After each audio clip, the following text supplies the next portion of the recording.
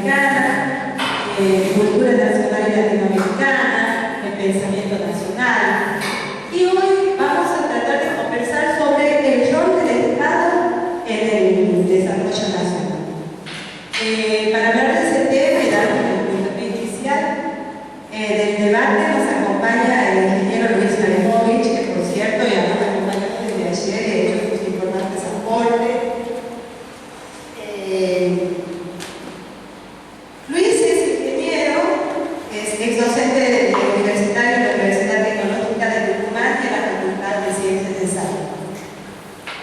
Y el doctor Juárez Campos, Nicolás Juárez Campos, es abogado y exministro de Gobierno y Justicia de Salta. Le damos la bienvenida y le decimos.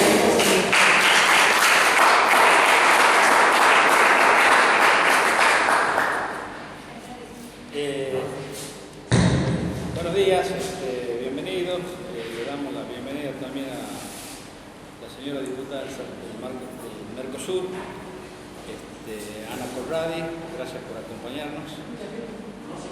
No se escucha, voy a hablar más fuerte, no hay problema. No necesito micrófono porque hace mucha reverberancia, puedo hablar más fuerte. ¿Ahí escuchan bien? Bueno. O sea, hay que tomar valor no vas.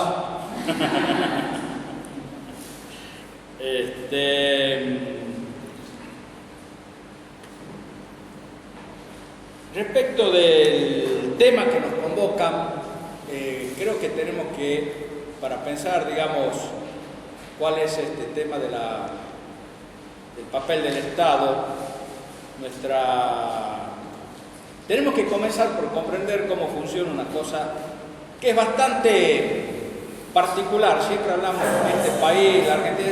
La Argentina tiene una característica muy particular, que yo creo que el que la definió fue también un ingeniero, el ingeniero Marcelo Diama. Cuando la señora me presentaba, yo ya no soy más ingeniero, soy un apóstata de la ingeniería. He renunciado a mi título.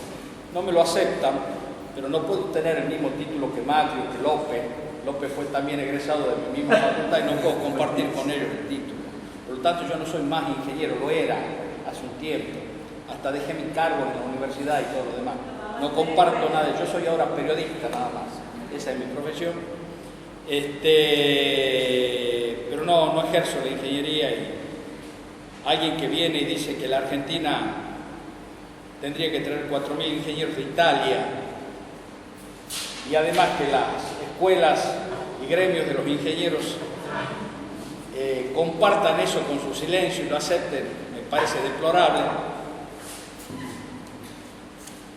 Y estamos en un país, digamos, que justamente, como lo decía Marcelo Diaman era un ingeniero electrónico. Los más veteranos debemos recordar cuando comenzaron a aparecer los transistores de Estados Unidos. Marcelo Diaman tenía una fábrica de una radio. Acá empezaron a aparecer las radios transistores, no esos grandes equipos de válvulas, sino los chicos. Vinieron las radios Hitachi, fueron los primeros que aparecieron. Y acá en la Argentina se empezaron a hacer esta radio llamada Tonomac, la Platino Tonomac, que se hacía que... Marcelo Diaman se puso a pensar, ¿por qué? ¿Cómo es posible que una cosa que tenía un campo de crecimiento tan importante en todo el mundo, sin embargo acá en la Argentina crecía y se fundía, crecía y se fundía, crecía y se fundía? Les he dicho, no tiene sentido dedicarse a la ingeniería.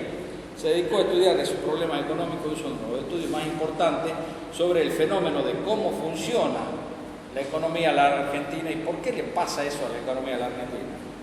Y él entendió perfectamente que no hay reglas como se pretende que haya en la ciencia exacta. Quiero aclarar que ni siquiera la ciencia exacta es una ciencia exacta. No hay reglas que uno puede decir, estas son reglas.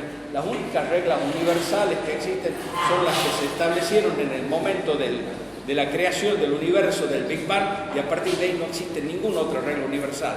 El resto de las reglas que nosotros tenemos son todas reglas sociales que vamos creando los hombres, y es una pretensión inútil decir estas son reglas que van a funcionar. No, son reglas sociales, son reglas establecidas por acuerdos que establecemos los hombres, y no hay otra cosa que hacer. Pero las demás, aún la física, la llamada ciencia exacta y todas las demás son ciencias de aproximación,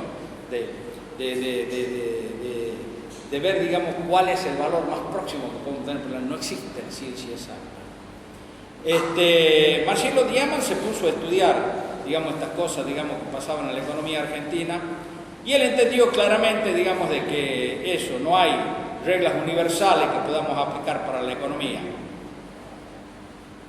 No es mi tema, no soy un experto en economía, pero les podría decir que en economía, si uno se pone a ver, prácticamente hay hoy una sola escuela de economía, que es la escuela esa llamada liberal, neoliberal o cosas por el estilo, pero a lo largo de los últimos 200, 300 años de historia hay una especie de línea de pensamiento económico que nace con la Ilustración, continúa con el pensamiento liberal de sus principales pensadores, pero de la misma rama, digamos, es un árbol que tiene distintas ramas, sale el pensamiento de Adam Smith, Ricardo, pero hasta un hijo de eso mismo también es hasta el marxismo. Entonces, son todas las escuelas europeas, las escuelas de pensamiento económico europeo. Hay unas escuelas austríacas, el pensamiento schumpeteriano, el pensamiento keynesiano, son todas escuelas que vienen más o menos de la misma rama, más o menos críticas del mismo sistema capitalista, algunos más a favor o algunos en contra, discuten entre ellos si es conveniente que el Estado participe, no participe en mayor o menor medida. Pero fíjense ustedes, importantes países como pueden haber sido Alemania o Japón, prácticamente de Alemania se conoce la escuela de Frankfurt, que fue además el hijo de un importante agroexportador argentino que puso la plata para crearlo, un inmigrante alemán que vino acá, el profesor Rapoport, que escribió el año pasado un libro sobre la escuela de Frankfurt, muy interesante. Los japoneses no tienen una escuela de economía, los chinos no la tienen, los rusos no la tienen, su marxismo China es ese caso tan raro, insólito, como decía cuando hemos hecho la jornada de Tucumán, donde hay un capitalismo feroz, pero hay un poderoso partido comunista que lo controla. Pareciera ser que la mejor forma para que funcione el capitalismo ante el declive del capitalismo en Occidente y todo eso es que lo controle el comunismo, cosa insólita, pero bueno, absurdas. No cabe bien encontrarle una explicación. ¿Y qué pasa con la economía argentina? Decía Marcelo Diamant. ¿Por qué no suceden este tipo de cosas? Entonces, Argentina tiene una cosa rara, tiene escuela económica propia, cosa que no existe en la mayoría de los países del mundo. Una escuela propia porque, por ejemplo, Prebisch fue el que creó la teoría del centro y la periferia, del tema de la sustitución de importación.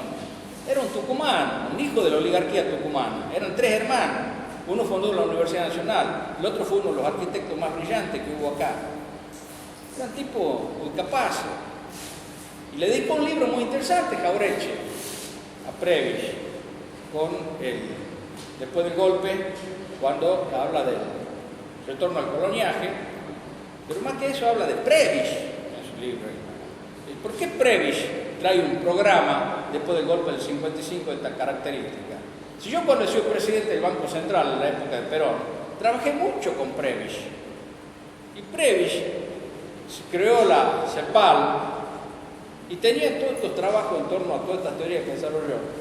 Y que insólitamente también, como le decía, en Asia, que son muy pragmáticos, carecen de teoría, utilizaron muchas de las teorías de Prebisch para el desarrollo que consiguieron en los últimos tiempos. Utilizaron mucho del pensamiento de Diamant. Ahora dice Jauretche, ¿por qué Prebisch, siendo un tipo que entendía esto también, cuando viene en el 55 nos trae un programa de estas características? ¿Por qué Prebisch cambia, digamos? Y bueno, hay cuestiones que tienen que ver más con un individuo, puede ser muy inteligente, puede entender cómo funcionan las relaciones económicas de una sociedad, pero él, en definitiva, tiene que resolver también cómo se comporta respecto a la clase social a la que pertenece. De eso no puede escapar.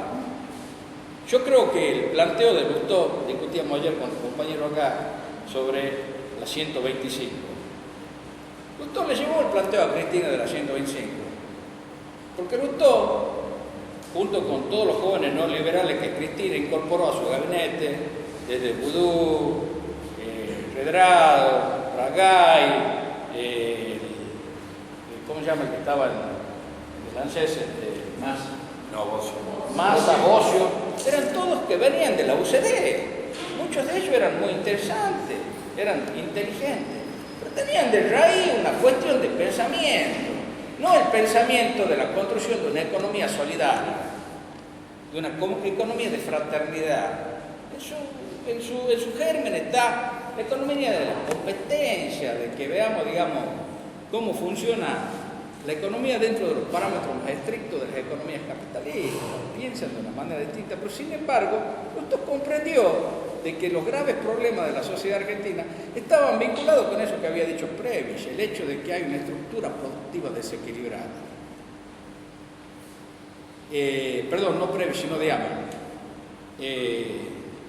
Diamant desarrolló el esquema de la estructura productiva desequilibrada, en la cual él plantea que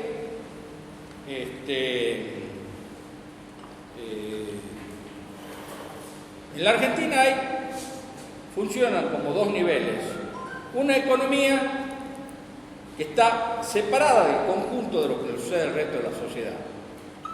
Es un grupo muy reducido, que es el grupo que está vinculado fundamentalmente al fenómeno de la agroexportación y todos los socios que tienen que ver con el fenómeno de la especulación, que tienen un determinado nivel de actividad y que requiere de cierto comportamiento del conjunto de la economía argentina.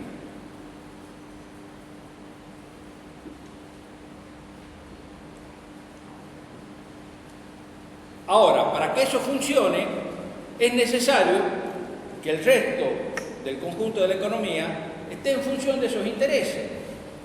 Entonces, cuando se empieza a hablar de cuáles tienen que ser los valores del tipo de cambio, cuáles tienen que ser las tasas de interés, cuáles tienen que ser los comportamientos respecto de los aranceles de la economía, todo tiene que estar en función de los intereses de ese sector superestructural que tiene la economía, que uno lo identifica como el sector conservador, oligárquico, un grupo muy reducido, que son los que controlan todas estas cuestiones de la economía, y que no importa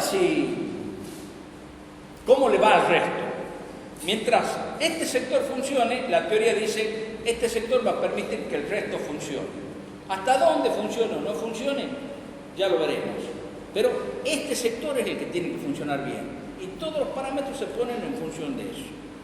Y ese parámetro y todo ese funcionamiento está vinculado, lamentablemente, con una economía que es esencialmente de tipo pastoril, en sus términos generales, agroexportadora, que explota beneficios muy particulares que tiene una economía como la Argentina, con toda esa cuestión de la pampa húmeda, que tiene una rentabilidad excepcional y características particulares, que además, si uno se pone a ver las características como tiene la región de la pampa húmeda argentinesa, debe haber solo 5 regiones en el mundo que tienen esas características.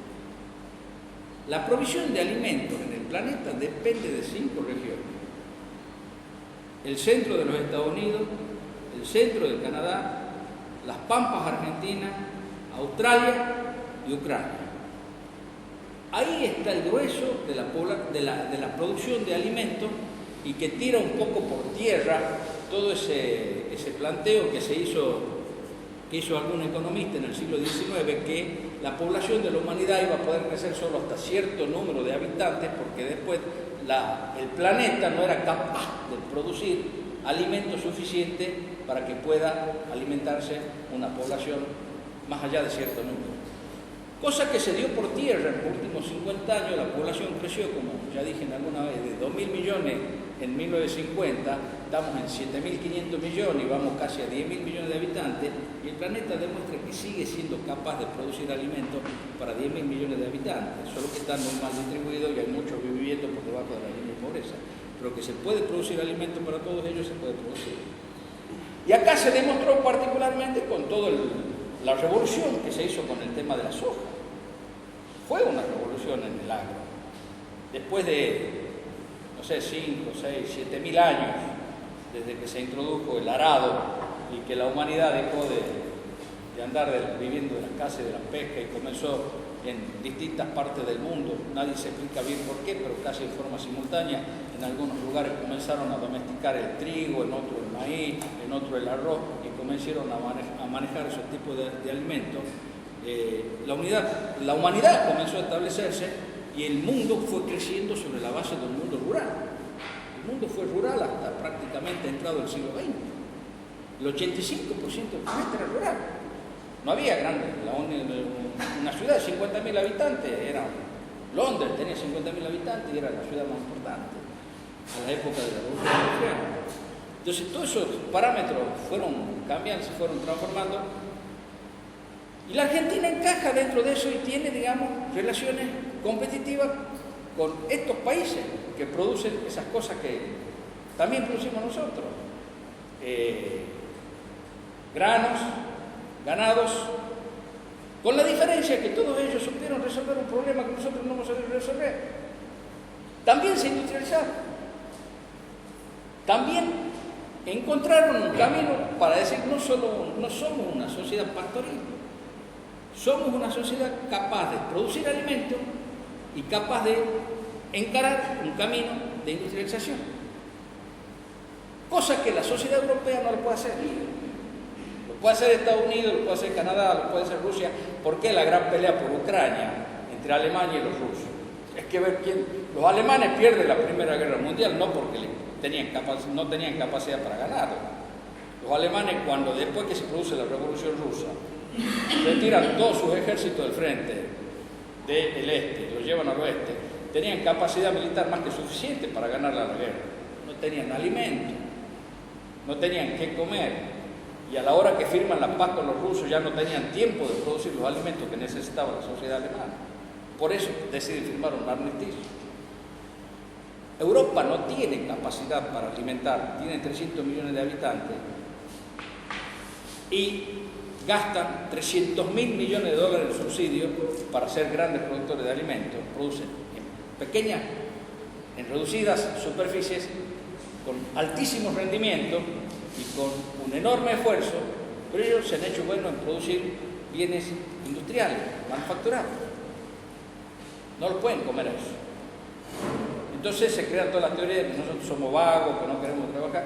¿Y para qué estamos trabajando? Si nosotros tenemos alimentos suficientes.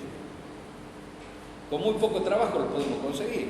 Pero bueno, se nos ha impuesto la idea de que necesitamos trabajar, somos vagos, por eso no producimos, no nos va bien. No es eso. Tenemos esta otra productiva, este sistema, digamos, de estructura productiva desequilibrada que nos incorpora a la economía del mundo en ciertos parámetros, en condiciones impuestos por las economías mundiales, por medios de pago y todo lo demás, en las cuales, por ejemplo, los medios de pago son el dólar que nosotros no fabricamos, tenemos que depender de ese tipo de cosas, tenemos que depender del tipo de cambio y ver cómo nos insertamos con todas estas relaciones para ver cómo hacemos funcionar a su vez nuestra economía. Y nuestra economía, el famoso tema que plantea Diamant es el estrangulamiento externo, la carencia de los dólares que nosotros no fabricamos y que es el capital que nosotros necesitamos poder utilizar para industrializarnos. Ahí estaría eso que se llama la acumulación primitiva del capital que necesitamos. Perón lo hizo utilizando con el IAPI, se apropió de parte de eso y fomentó y permitió el desarrollo de una industria liviana acá, que marchó durante un tiempo, pero que se quedó a mitad de camino. Y no lo pudimos terminar de resolver nunca el tema, porque hay una cuestión esencial. Los dueños de eso, los que se apoderaron de eso, que son alrededor de 2 o 3 mil grupos empresarios, que son los que tienen el grueso de la renta de eso, para que ustedes se den una idea, es difícil, pero se los muestro, cómo es la estructura productiva acá en la Argentina. Este es un atlas rural de la República Argentina. Está muy bueno, tiene cifras, datos muy actualizados. Fíjense ustedes lo que muestra este atlas rural. Este atlas dice, la Argentina tiene alrededor de 175 millones de hectáreas aptas para producir en sus productos agropecuarios. ¿Ven acá arriba esta franquita verde? Para producir en 175 millones de hectáreas, que son las que están acá están separadas según son propiedades de más de 500 hectáreas, de 2.500 a 5.000, entre 1.500 y 2.500, entre 100 y 500, o sea, los colores indican, digamos, el tamaño de las explotaciones. Y hay 300.000 explotaciones. Ahora solo el 1% de las 300.000 exportaciones, o sea, 3.000 tipos, controlan el 50% de las 175 millones de hectáreas. ¿Se entiende? El 1%, 3.000 tipos o 3.000 establecimientos productores son dueños de casi el 60%, más del 50% de las tierras más ricas y que más producen en la Argentina. Y ahí está gran parte de la explicación de lo que pasa a lo largo de los 200 años, porque en la Argentina vienen gobiernos populares, caen y nuevamente, digamos, vuelven a los gobiernos populares y vuelven a caer. ¿Por qué? Porque mientras no se modifique esta relación, eso no va a cambiar. Tienen el poder económico para hacerlo, tienen los resortes, los mecanismos y todo para controlar esta cuestión.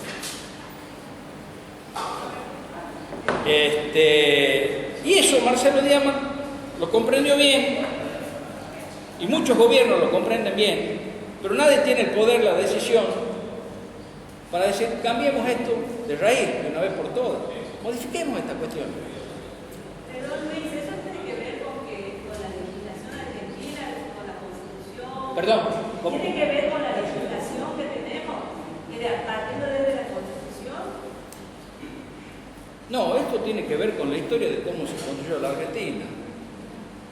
Tiene que ver con el hecho de que, ¿por qué puede ser que 3.000 individuos tengan las tierras más ricas de la Argentina y no las tenga yo? Yo querría tener una estancia de 50.000 hectáreas, ¿por qué yo no la puedo tener? Tiene que ver si obligar. ¿Cuándo se constituyó eso? ¿Quién organizó eso? Eso se organizó desde el momento de nuestra independencia. Cuando se levanta ya el Congreso de Tucumán, en 1816, los porteños dicen, bueno, se acabó la discusión, muchachos, llevamos el Congreso a Buenos Aires, no queremos seguir discutiendo con ustedes, no nos interesa todo esto. Y hay un señor que se llamaba Rivadavia que utilizó una legislación que venía ya desde la época de la colonia, que se llamaba la enfiteusis. La enfiteusis quería decir que las grandes extensiones que pertenecían al rey, porque esto pertenecía a la corona española, que no estaban en explotación, la ley de enfiteusis, el enfiteuter, el individuo decía, bueno, te doy, el virrey le decía, esto vos lo explotás, no es tuyo, es del rey. Después que no está haciendo el rey, quedó como una cosa sin resolver. El enfiteuta tenía que pagar algún tipo de canon que nunca lo había pagado. Pero eso estaba sin legalizar, había que resolverlo en algún momento. ¿Quién lo resuelve? Y bueno, se resuelve a lo largo de muchas luchas y guerras civiles a lo largo del siglo XIX, hasta que viene un señor que se llama Vélez Arfiel, que era lo que necesitaban, de la mano de Mitre y lo demás, que dice, señores, ahora esto es legal, se acabó esto de que vamos... No, estos son los dueños, y desde entonces los dueños van cambiando, moviendo, pero hay una constitución de este fenómeno que se hizo de esa manera. Después vinieron los gringos que también ocuparon otra parte, esos argentinos que vinieron en los barcos, pero ya había el núcleo de la formación de esto, ya viene, está en el nacimiento de nuestra historia como país independiente. Desde ahí se viene constituyendo esto. Sí, se legisla, pero ¿cuánto más duró? La enfiteusis se relojó más o menos 50 años.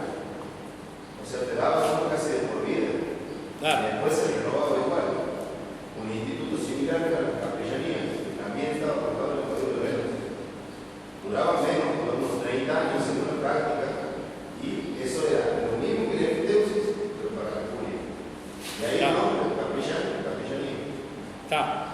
O sea, se legisló, pero era casi de por vida. ¿Entiendes? Vos sabés que, con respecto a lo que está diciendo, Eso operó como matriz para el rey. Exactamente. Por ejemplo, la Patagonia que se incorporó a partir de los 80, que podría, en teoría, haberse repartido de otros modos, pero no la matriz. No, respondió a la misma matriz de distribución, exactamente, y de apoderamiento, digamos, de la tierra de los grandes grupos oligárquicos. Porque cuando se habla de la conquista del desierto, la oligarquía no se formó allá en las tierras del Río Negro. La oligarquía se apoderó de las tierras de la Pampa Húmeda primero. Después participaron del reparto de las tierras del Alto Valle del Río Negro y todo lo demás.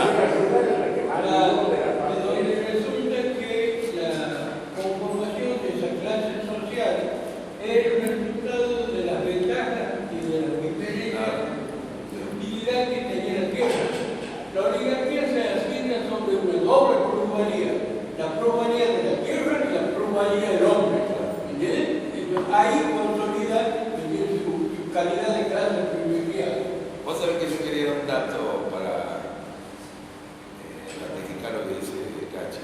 Después de la 125 hay un artículo que cita Erika Alcani. Fuerte, como de hombre. O si no, digamos, esto tiene un botón por acá que... Son muy fáciles los teléfonos. Toma, es bueno acercárselo. No tan cerca, no tan cerca. Erika Alcani cita un artículo de uno de los representantes más importantes de la pluma rural en Argentina, digamos que es Huergo, que escribe clarito, que hay que seguir, porque manifiesta un poco la representación de estos grupos. Después del 125 dice que había triunfado la línea Córdoba-Rosario en contra de la matanza, el riachuelo, todo esto. O sea, le llaman la Argentina verde, la Argentina de la soja. Así es. Bueno, creo que lo que dice, bueno, hagamos más, vamos a intercambiar información. Es clave eso. La explicación de por qué los gobiernos nacionales, populares, ascienden al gobierno, no al poder, otra decisión, ascienden al gobierno, no al poder, es porque justamente Perdón. no toman el poder. Ahí está la Argentina de la soja. Superficie de soja, ustedes lo pueden ver acá. Esto que está acá, Córdoba, Santa Fe y Buenos Aires, son el 85%. El no hace el 15% restante. Esta que ustedes ven acá, esta es la zona donde ganó Macri. Con algún aporte de alguito de Jujuy por ahí, pero Jujuy no tiene soja. La soja en el norte no se produce en Santiago, Chaco, Entre Ríos, Salta y alguito en Tucumán. Pero esta es la Argentina donde ganó Macri, es la Argentina sojera. ¿Quiénes son los principales productores mundiales de soja? Lo pueden ver acá. Estados Unidos, ahí está, a lo largo de 2008, que empezó la crisis, hasta el año 2013, cada barril. Esto es Estados Unidos, cómo creció y cómo disminuyó hasta el año 2013. Después le sigue Brasil. Brasil en realidad va creciendo, incorporando a medida que aumenta la deforestación del Amazonas y le van quitando a los paraguayos tierra y cosas por el estilo. Y acá está la Argentina. Pero casi, fíjense ustedes que el 85% de la soja en el planeta se produce en estos tres países. China e India vienen por atrás. China está tratando de despegarse de esto y no depender de esa cuestión. Lo insólito de todo esto es que si ustedes se ponen a analizarlo, es inexplicable porque entre Argentina y Brasil pueden representar el 60% de la producción de soja. Entonces no se entiende por qué, ¿quién pone el precio de la soja en el mundo? La bolsa de Chicago. Ellos dicen cuánto vale la soja. Y los salames que la producen están acá. La ineptitud y la ineficiencia de los productores sojeros nuestros es extraordinaria.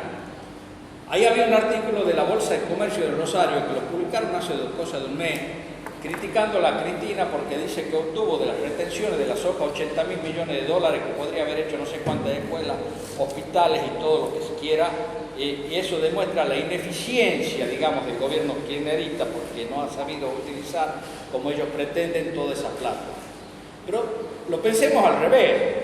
Si Cristina con un 30% consiguió $80.000 millones en los últimos 10 años, quiere decir que ellos consiguieron en total $300.000 millones, de los cuales el 30% de los 300.000 son casi $90.000 millones que se quedó el Estado argentino, lo cual quiere decir que ellos se quedaron con casi $220.000 millones. ¿Qué se hizo con esa plata? No nos preguntemos qué hizo o dejó de hacer el Estado con los 80.000 que le retuvo. ¿Y lo otro? ¿Dónde está? Eso es lo que explica Diana. Eso es lo que entendió Luteau. Eso es lo que entendieron, que ahí está un poco la raíz del problema de lo que nos sucede a los argentinos. Uno de los factores clave para producir la soja, ¿sabe qué es? Lo que le vende Monsanto. Si uno quiere manejar el ciclo de la soja y pensar como un capitalista, como un cerdo burgués, como corresponde, como decir, yo voy a poner las reglas de juego, esto lo domino yo, lo controlo yo y este negocio es mío y nadie me pisa el poncho, como se dice. Monsanto se vendió hace un mes, ¿quién lo compró? ¿Ustedes saben eso?